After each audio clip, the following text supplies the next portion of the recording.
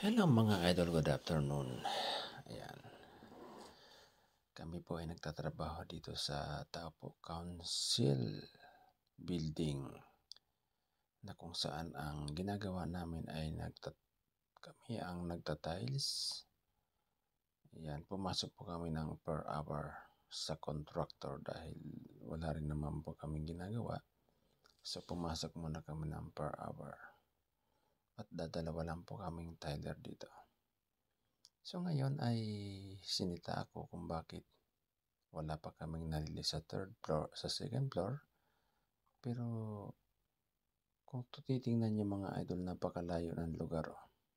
Kung kami pa ang maghahakot ng mga tiles, gulo at tubig, so ilang oras kaya ang magugugulin namin, kulang ang maghapon sa maghakot. Kaya ayan mga idol, nag-request siya sa kanyang mga tauhan na maghakot ng tiles. Mabigat yan mga idol, 3 piraso, 45 by 90 ang size niyan. So itong first floor po ay tapos na namin i-tiles at sa second floor na ulit nag-start kami.